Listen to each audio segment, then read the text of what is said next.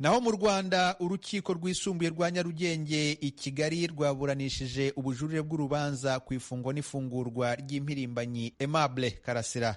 Abamwunganira bavuga ko umucamanza wa mbere yirengagije ibimenyetso bamushyikirije birimo n'ibigaragaza ko arwaye mu mutwe, bagasaba kumurekura agakurikiranwa ari hanze. Ubushinjacyaha bwo busaba ko icyemezo kimufunga cyaguma uko kiri kuko hakiri impamvu zikomeye zituma akekwaho ibyaha.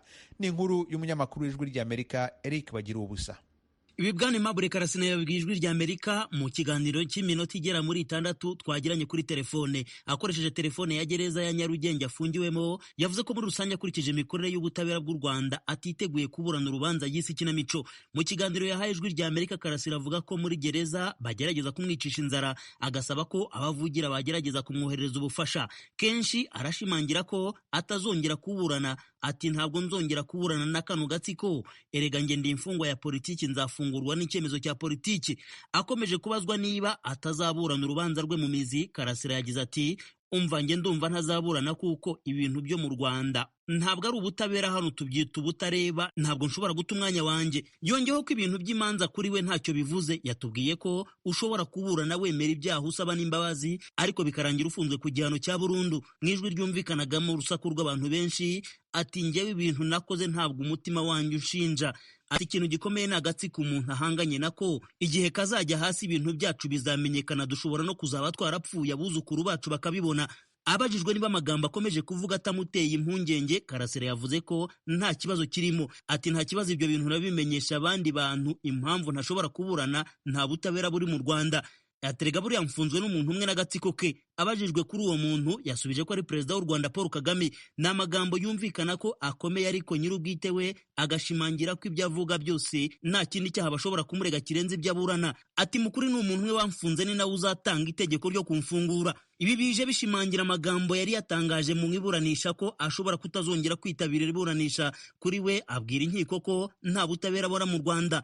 Mu iburanisha rya none bwari ku nshuro ya mbere Bwana Aimable Karasira uzaramba agaragaye ku ikoranabuhanga rya Skype yambaye impuzankano y'iroza iranga abagororwa bafunzwe. Ku ikubitiro, Karasira yari yabwiye umucamanza ko atiteguye kuburana ubujurire ku rubanza rw'ifungwa n'ifungurwa ry'agateganyo. Yavuga ko yagize ikibazo cya krize y'agahinda gakabije. Ubushinjacyaha ariko bwo bukabaza niba ari ku munsi w'iburanisha cyabaye cyangwa yaragisanganywe. Umucamanza yahise yimurira iburanisha ku yindi tariki, avuga ko nta mpamvu yo kuburanisha umuntu utameze neza. Karasira yavuze ko ibi birutanwaho kugira ngo urubanza rwe rwimurirwe ku wundi munsi, yahitamo kuburana atameze neza.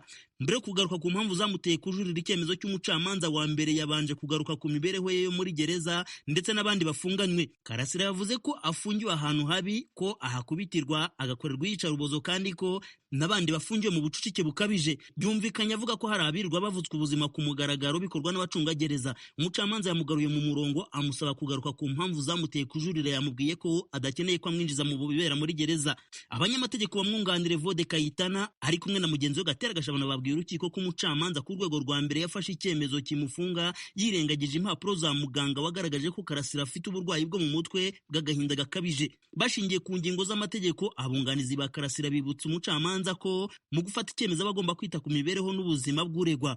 Bibutsa ko inzobere mu by'uburwayi bwo mu mutwe yagaragaje ko Karasira yatangiye kwivuza kuva mu mwaka w'2003. Abanyamategeko bakavuga ko mu byaha aregwa nta na kimwe cyagombye gutuma afungwa mu gihe urubanza rutaraburanishwa mu mizi. Baramusabira iminsi 7 yo kujya kuvurizwa mu bitaro bya Ndera bivura abarwayi bo mu mutwe. Ubushinjacyaha bufashe ijambo bwasabye ko Karasira yakomeza gufungwa by'agateganyo nk'uko urukiko rwa mbere rwabitegetse. Bwavuze ko urundi ruhande baburana nta gishya rwazanye mu byo rusobanura. Ubushinjacyaha nabwo bugira icyo buvuga kuri raporo ya muganga ku burwayi bwa Karasira. Bwabwiye urukiko ko igaragaza ko Karasira ibyo yakoraga byose yabagaze ubwenge. Busobanura ko muganga muri raporo ye yagaragaje ko uburwayi bw'uregwa butigeze bumubuza ubushobozi bwo gutekereza. Bunenga ko abamwunganira bamusabye iminsi 7 yo kujya kwivuza mu mutwe ntacyo bashingiraho. Ku iyicarubozo Karasira avugwa ko ahura naryo muri gereza, ubushinjacyaha buvuga ko gereza ikurikiza amategeko ayigenga. Busobanura ko ibyo avuga biri amagambo gusa nta bimenyetso. Umwe mu bakurikiranirwa urubanza rwa Bwana Karasira ni Abdul Rashid Hakuzimana, umunyapolitiki wigenga. Ntiyanezejwe n'imigendekere y'iburanisha rya none. Uyu wigeze gufungwaho imyaka 8 ku mpamvu y'iti za politiki yagarutse kubivugwa na Karasira ku iyicarubozo ryo muri gereza. Imbere y'itangazamakuru, Bwana Hakuzimana ntiyatinye kumanura ishati agaragaza ibikomere avuga ko bikomoka ku iyicarubozo yakorewe muri gereza.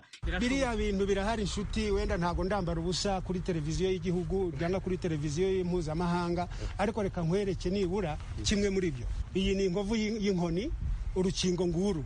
Uretse ibyo mvanyemo agapfukamunwa nasamye, urabona ko hano nta menyo arimo. Torutire mu magereza zirahari, kandi ntabwo urukiko rujya rubitegeka igihano umuntu aba agiye gukora muri gereza. Ni cyategetswe n'urukiko, ariko RCS cyangwa se leta y'u Rwanda nikosora ibi bintu. Birashoboka ko Karasira Aimable yaba ari gukubitirwa muri gereza. Kenshi iyo bivuzwe mu manza ubushinjacyaha bwibutsa ko uwakorewe yicaruboza bagomba kuregwa ari mukoreye agakurikiranwa ku giti cye. Bwana Aimable Karasira uzaramba ubushinjacyaha umukurikiranyeho ibyaha bine byo guha inshingiro no guhakana jenoside yakorewe abatutsi, gukurura amacakubiri mu banyarwanda no kudasobanura inkomoko y'umutungo we.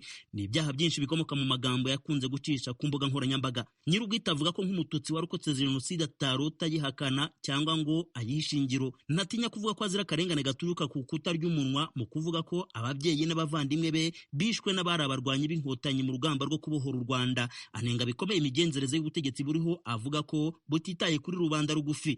Avuga kandi ko yafungwa atafungwa atazahwema kuguma mu murongo we wo kwamagana icyo yita akarengane. Icyemezo gikomeza kumufunga cyangwa kimufungura by'agateganyo kizamenyekana ku itariki ya 26 z'ukwezi kwa 8. Bagira ubusa, Ijwi ry'Amerika i Kigali.